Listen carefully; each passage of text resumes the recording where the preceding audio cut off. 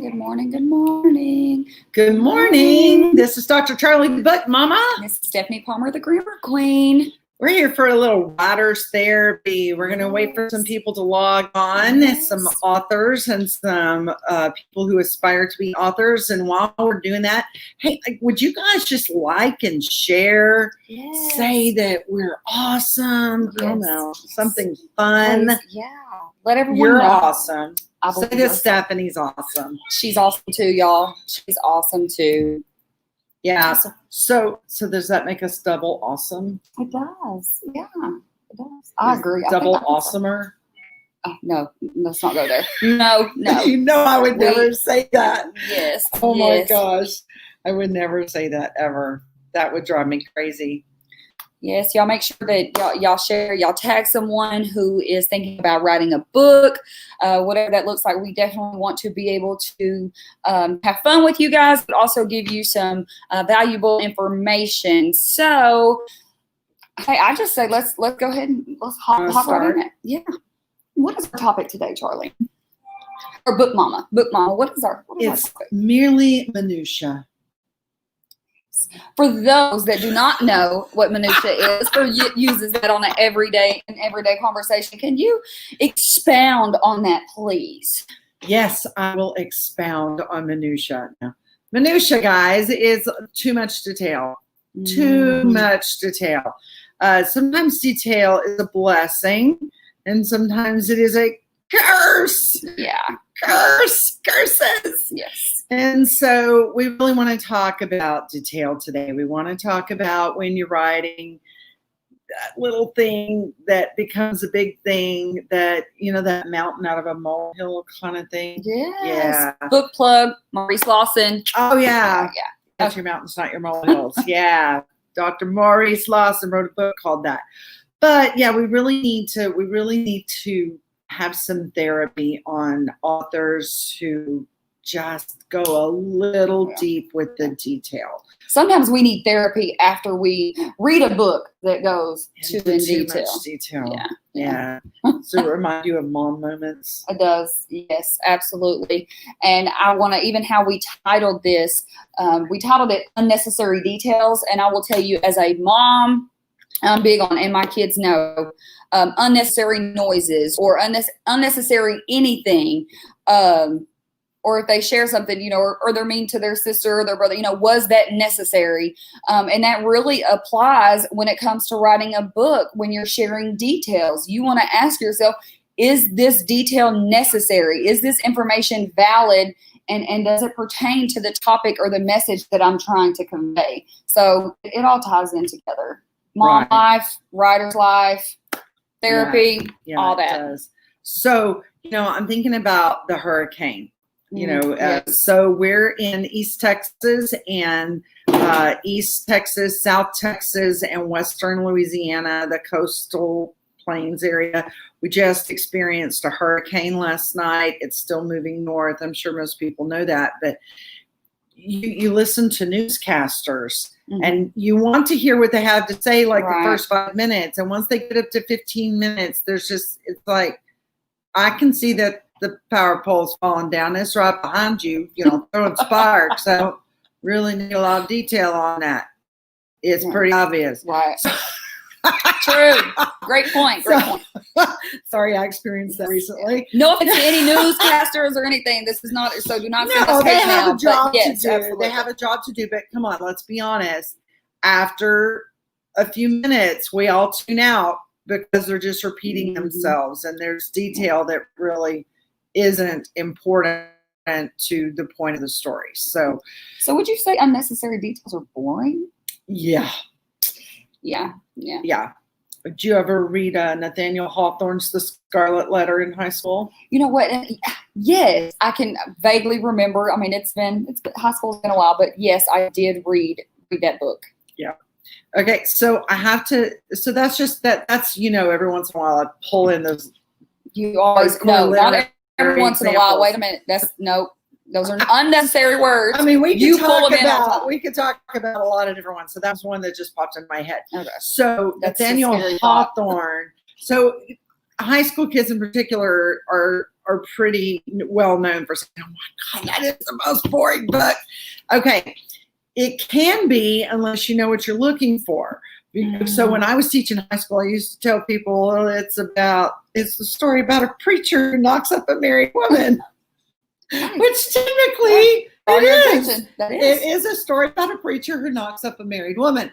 However, the reason it's so boring to high school students is because there's so much detail. There is. Yeah. Now, that particular piece was fiction, and it was not in this century. And so it was necessary to write with a lot of detail because you were painting a picture. Right. But even Nathaniel Hawthorne went a little overboard. Like, he described the lock, in the key lock, in the door, in the prison. Like, it took pages.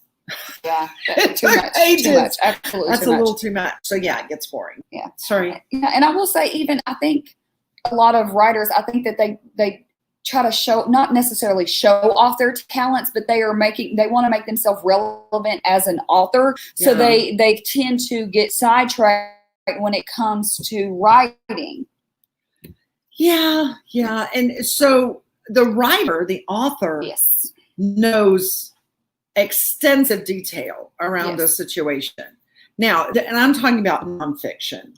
Okay. So, and we can break that down in a minute, but they start to add details that really, it might matter to them in the moment, but it's not achieving the purpose of the piece that you're writing, whether it's a chapter or whether it's an essay, whether it is a whole book. You have to stay true to your purpose in writing. Yeah. That's what happens is you lose the reader. First of all, you don't trust the reader when you put in too much detail. You're showing that you don't trust the reader. But it pushes the reader out. Isn't the purpose of writing to draw the reader out? Yes. Right? Yeah. I mean, you want them to feel what you're feeling, and you want them to experience what you experienced. You want to motivate them. You want to push them. You want to provoke them to think. But when you have too much detail, you've lost them. Yes. You've lost them. Absolutely. So can I ask you about that? Like, there are differences. Okay. So we basically, if we were to break writing a book up into two genres, fiction and nonfiction. Okay. In fiction, would you say that detail is more necessary? Yes. I want to say fiction. Yeah. If I can look, I get them confused sometimes. Yes. The fiction. Yes. One yes. thing you make up. Yeah. Not true. Not true. Right. Yeah. Right. So, definitely. So the details may be more necessary because you are literally drawing the reader in. Yes. You're painting a picture. They have to have detail in order to really move into the plot of the story. Right. Yes. But not so much in nonfiction. Right. Yes. That's where we see most of the problems. Yes, I agree. Yeah. So can you break that down? Does something come to mind? Really, for the nonfiction books, it's going to be all of the numbers, all of the statistics. Yeah, statistics and all of that is the plot that may be applicable to your profession, but it might not be relevant to the topic. So, and even with dates, I do believe that dates are valid and important, but a lot of times I will see authors get caught up in what I consider like the textbook writing, which brain dump. They just throw out a bunch of dates and, we tell them to write in chronological order, but we don't mean in 1992, this happened. In 1994, I did this. Like it can get, monotonous. It can, it'll bore the reader. It's like, it's not that we don't care when that happened as a reader or an editor, but is it relevant to know, when you lost your first tooth? Right. Like now it might be, maybe. But if it's relevant to the story, include it. But it might not be. You lost your first tooth? I went back to the mom. Oh my I had a mom Yeah. flashback. Yeah. Yeah. Okay. So I would like to give an example of that. Sure. Go for Okay. it. So let's say that the let's say y'all are going to think, look, I'm just saying it's coffee. Yeah, we never know what's in her Black cup. coffee. Never know what's in her cup. Goodness, it's a cup of Jesus. That's what it is. Okay. So let's say that your topic is conflicts that you faced in high school. Okay. All right. So let's say you're writing a chapter about your life and it's conflicts that you faced in high school. And the whole purpose, it's just becoming a serious thing. Like you have another bottle over there. What's in It's that? water. Okay. It's water and black coffee. I'm such a boring person. Okay. If you're focused in your chapter title on writing about things that traumatized you or made your high school life difficult, okay, then you probably want to just discuss those in general, okay? Right. You might give some examples, but at the same time, let's say that one of the conflicts you faced was bullying, all right? So bullying is serious. You want to talk about it. You want to list it.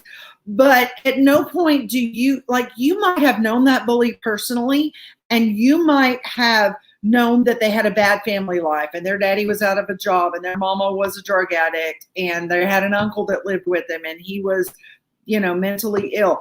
Okay, so there may have been a legitimate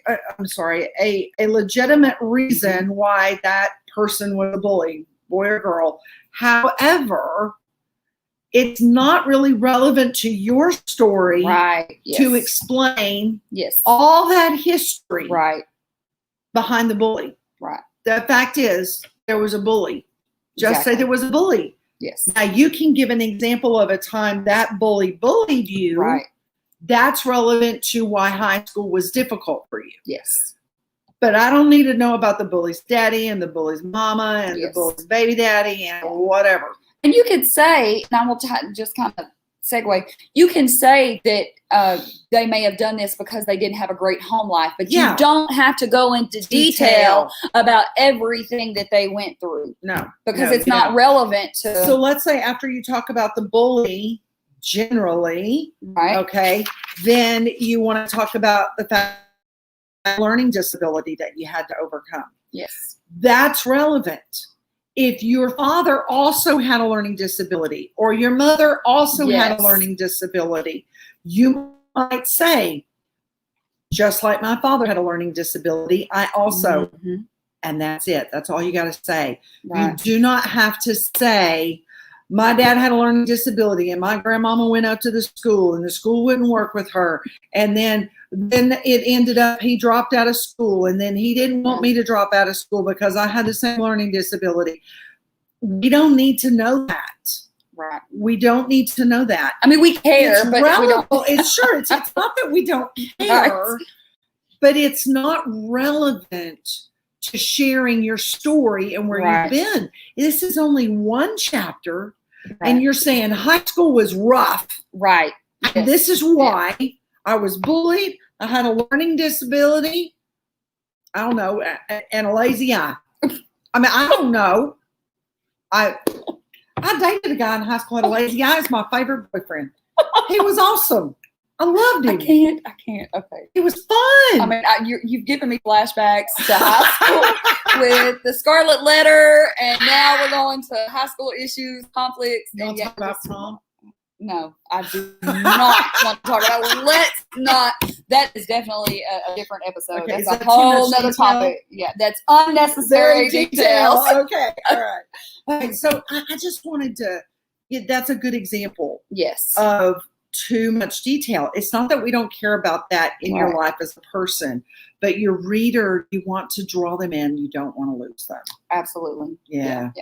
Well, and while we're there and drawing readers in and making sure that, we don't include unnecessary details, I really want to kind of piggyback and say, I really believe some of the authors, they get overwhelmed with thinking that they have to have a certain word count.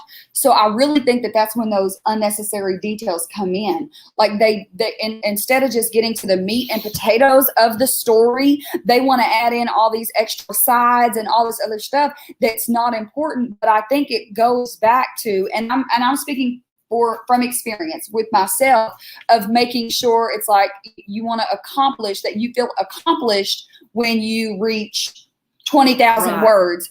But then, and when we've even had authors that I think have had 100,000 words, and what they said in 100,000 words, they could have said in 45,000 words or less. Yeah. So you get caught up in that stigma of wanting to be accomplished. And thinking that a number is going to bring that story to life. And that's not what it's about. If you can say the story in less words, but make a greater impact, then do that, as opposed to being redundant and adding stuff that's not, it's not relevant to the story. I keep saying relevant. So.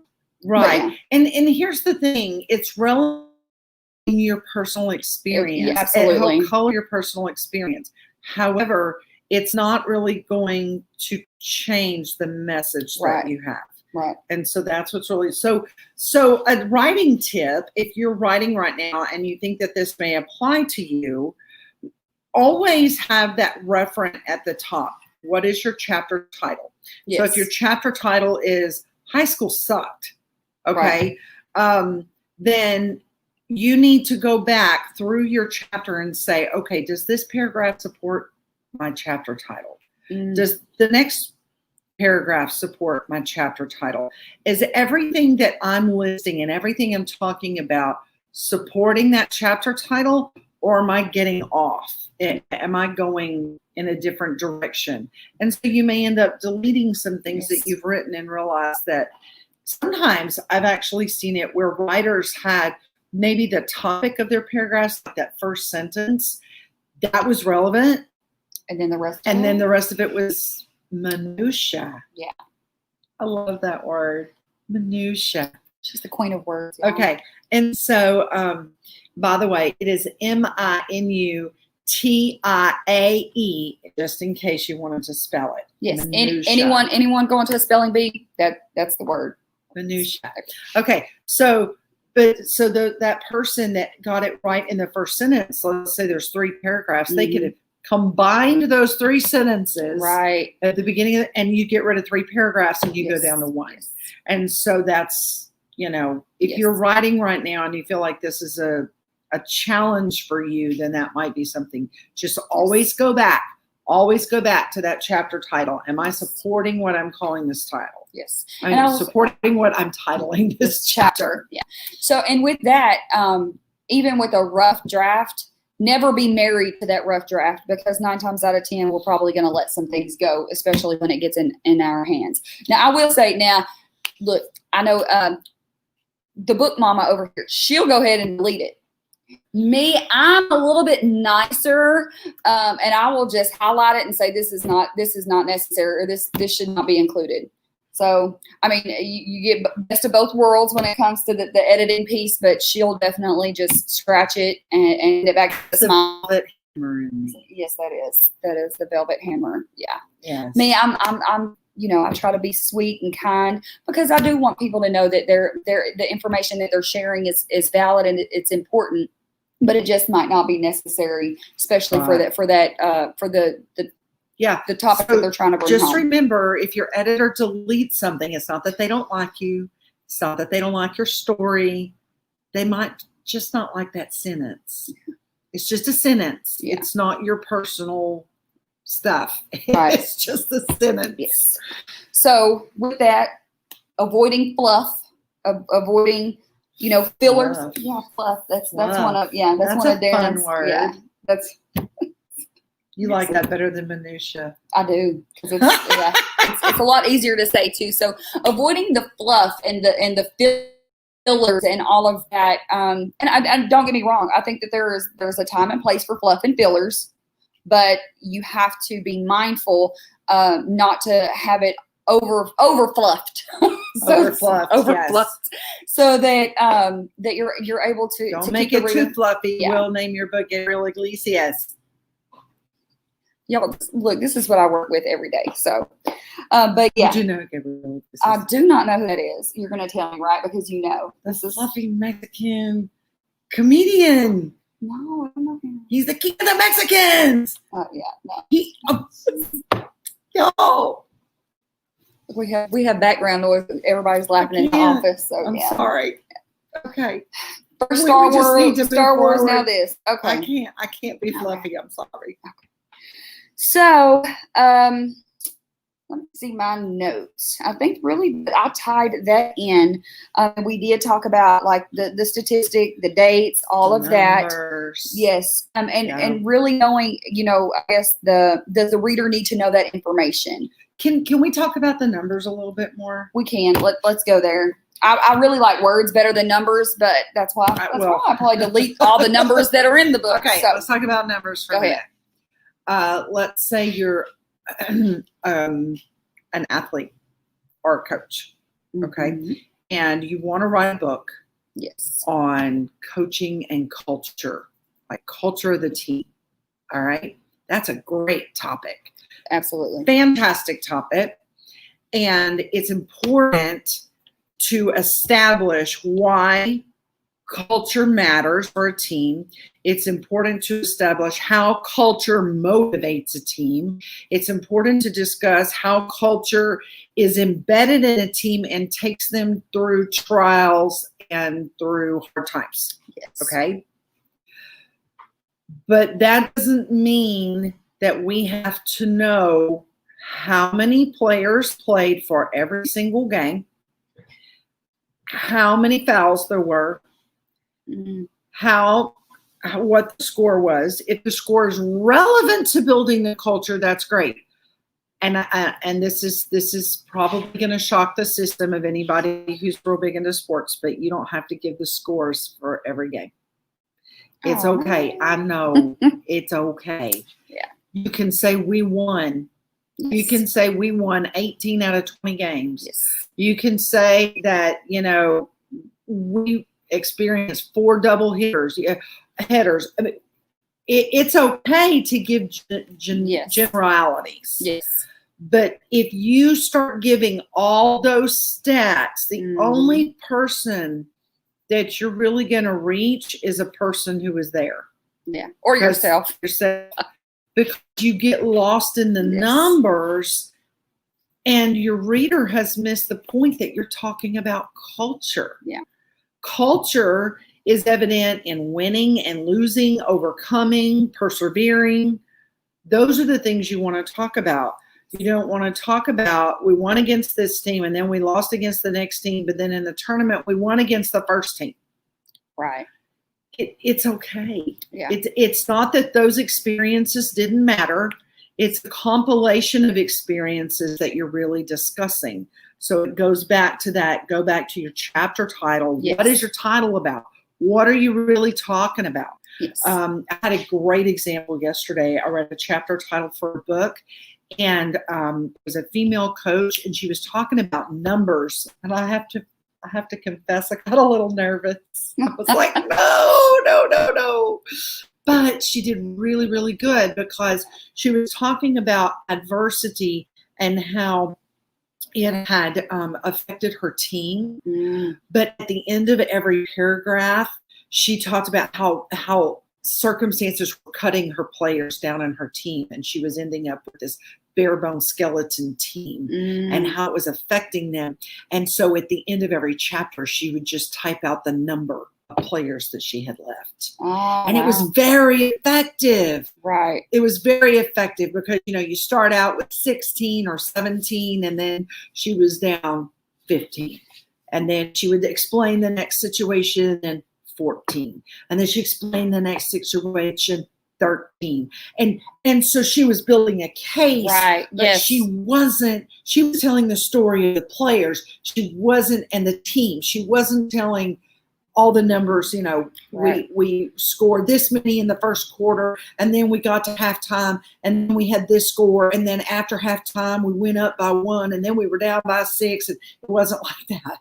So Yes. that was a very effective way to Yes. use numbers. And I will say, with that, as long as it ties to the chapter title. So we've had authors, you know, write about like championship games, and if you want to give like a snippet of the game, we don't need a play-by-play of the entire game. But if you had a losing season, like before you Right. came to that school, it was a losing season, and y'all end up winning, you can kind of, you know, give a snippet of that and say, you know, that, you know, you won the championship by 2 points, but not go through a play-by-play of every single thing. And it's not that we hate sports, guys. No, we yeah, don't. we- yeah, we- I am look, when I'm not the book mama, I'm a football mama. All right. So, with her cowbell. with my cowbell, y'all. I got a cowbell and I know how to use it. But the point is that we really want to encourage you to focus on your message. Yes. Focus on your message, whether it's sports, it could be, you could be talking about making money on Wall Street. That's, again, a lot of numbers and statistics. Right. But you've got to be certain that you're focused on your chapter title Yes. and not just on the numbers. Yes. Okay. Fluff. Yes. Let's go with the fluff. Unnecessary words, because this may There are enhance. unnecessary words. There are unnecessary words, I don't believe. and I'm guilty I of love using. words. Yeah, me too. But I'm guilty of I am a using them. sesquipedalian. Here we go, y'all. Really? A First lover minutia of than words. this. Okay. We're gonna Sesquipedalian. give her Just that. say it. It's fun. Sesquipedalian. What? Just say it with a smile. Okay. Sesquipedalian. Sesquipedalian. Did I say that? Yes. Sesquipedalian. Doesn't that sound lovely? Sesquipedalian. Good. Oh Lord, the behind the scenes is real. Okay.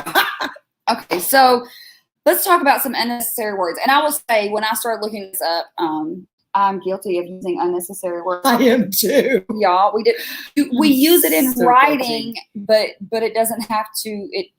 We don't have, you know, you can learn and grow from it and not use it as much. And I'm not saying that, you know, all words are going to be, you know, necessary, so to speak, but alleviating, you know, 80% of them will be beneficial for your book. Yeah. Yeah. So what are some examples? In spite of the fact. In spite of the fact that you just said that. Or it's important to note. It's important to note. Yeah. If it's already written, it's important to note. So Because you therefore noted don't it. have to import the noted of it. Okay. I think. The word said. Give me some replacements, because you were saying this before we went on air. Yes. Okay. So when you are writing in conversation, you don't want to say Mama said, and then my brother said, and then I said, and then He said, she said. Right. She replied. She consulted. She retorted. She verbalized. She screamed. She sighed. She expressed. Help me. Come on. No, I think you're doing a great job. So the point is, you don't want to be repetitious with that word. Right. You know, he said, she said, we said, I said. It gets old. You know, Yes. add more. You just by changing that one word, you can actually display emotion. Yes. You can display interest in conversation in the people who are interacting in what you're writing. You can provoke emotion from the reader. Yes. So if I say Mom said, well, Mama just said it. If I say Mama exclaimed, hey, Jency, okay, she tore down. You know, if I say that Mama sighed and then say what Mama said, Probably showing annoyance or all that. it could mean that she's praying through the fact that she has 4 Exactly. children. Yeah. Yeah. I'm pretty sure about Yep. that. So We sigh a lot between the two of us. So you can really invoke the reader and involve the reader in Yes. what you're trying to say by using a better word. Absolutely. Okay. Yes. What's yes. another one? I'll throw 3 at you at one time. That really just. Saying that all the time, or I really liked this. That really just sounds like you're picking on me. Yeah. And I use really a lot. And I'll have. We do, guys. Yeah. And we Yes. even We're use guilty really as a sentence. Really? Really? Yeah. We say it and then we write it. Yes. Okay. And then I was just going to say, you don't have to. You don't have to. I was just going to the store. I was going to the store. I was going to the store. Just as highly overused. Yes. I would agree. What else? Is there another one? Completely and entirely. Yes. Change it to statistically or sadistically or surreptitiously or suddenly. Yeah, definitely overused. I'm just going to leave that one there. In the event that. Yeah, that one's overused as well. So those are fluff because it's more conversational. Right. It's not necessary. And it adds to your text unnecessarily. I think I said that, but it's not adding value to your message. Yes. You want everything you say. Oh, you feel attacked. We are not attacking. I promise. No. Look, No, I'm gonna go do a word search, and I'm gonna see how many times you've used these unnecessary words, and I'm gonna get back with you in email. Okay. Now, so the point is that you want to say what you mean what you say, and be done. Yes. Yeah. And you don't have to add all that conversational text. Yes. So. And I'm gonna say, look, while Jency's even watching, so we're gonna I'm gonna pick on her for a minute because she feels attacked already. So I'm just gonna go ahead and put it out there. So like for her first book that she wrote, book plug, Apostolic Women Empowered. If you don't have it, you need to get it. It's amazing. Good book. So with her first book, I remember the editing phase, and I wasn't her primary editor, but I do remember a conversation, and the primary editor was like, oh, it's only this amount of words, that all of that. And Jency, she just said, hey, this is all the Lord gave me to write, and this is my message. And this book has been able to reach probably thousands of women, and it didn't have to be a long, drawn out 350-page book. She got to the point. She said what she had to say. She made an impact. So even though you feel attacked right now, Jency, I just want to commend you because that book is a great book. I see that, everyone raving about how awesome it is. So even though we're working on this, some other projects, don't feel attacked because we got you, and we definitely, and even knowing as an author, she's like, hey, I'm taking my hands off of it. I'm not going to add the fluff because that's not what it's about. It's about getting to the message and impacting these women. So I commend you. Like, absolutely commend you. And always remember, guys, that when we say, like, usually we're going to say a goal for a chapter is 2,000 words. That's just kind of a median expectation. That's kind of what we're looking for. We would hope for. But if it's short of that, we love you too. If you're short of that, just remember it's okay. Right. It's okay. It's a goal. Yes. But that's my shoe.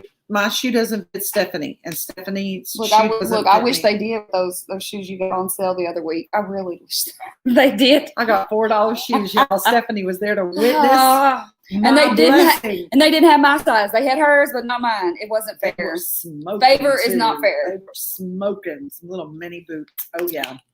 So that was probably minutia and fluff that nobody needed. It was a plug. I just had to put it in there. Okay. So all that being said, I want to encourage you. I want to go back the other direction. If you are writing a fiction book, okay, details are important. Details matter. Yeah. Okay. So yes, unnecessary details are very difficult and must be addressed in many genres of writing. Absolutely. However, if you are writing a fiction book and you have a plot and you have characters to develop, I want to, because I don't want to just talk about one book. I want to speak to all authors. And I just want to make sure you understand that those details are going to paint a picture. Yes. And that's the beauty of the book, is painting the picture. So don't be afraid to describe your characters. Don't be afraid to describe your scene. Don't be afraid to describe clothing or weather or emotions. Okay. Right. If it's too much, your editor will help you go through that. But I don't want anybody who's really favorable to writing fiction. I don't want you to hear all of this and go cut out all this stuff out of it. Right. Because there is a time for it. Right. Yes. Just like there's a time for fluff. Yes, absolutely. I have a jacket with fluff on it. It's almost time for that jacket. Minutia again, right? Right. Squirrel. She used my Squirrel. word. Like, yeah, Y'all, squirrel. she used I my did. word, But it's minutia. not going to be an everyday word. Trust me. So you may not hear it She next says week. That now. She says that now. I'm going to make you a sesquipedalian. Well, I already am. You but really are. I am. But I just don't use those type of words to describe that I am, but I am what I am. She would rather have the Dr. Seuss version. Right. I am what I am, Sam. I am. Yeah, that's it. That's it. So yeah, I really think that we kind of covered it. Yeah, we did. So y'all don't forget to like us and share us, okay? Yes, please. Because who doesn't want to talk about unnecessary details and spread that all over the internet, especially when we're talking about kids and fluff and minutia and sesquipedalians and shoes and jackets and right. cowbells. Okay, right. We even threw in football and cowbells. All right. It's been great. We love you guys. Thank you so much for listening. We will be back next week. I'm Dr. Charli, the Book Mama. Stephanie Palmer, the Grammar Queen. Bye. Y'all have a great week or the rest of the week.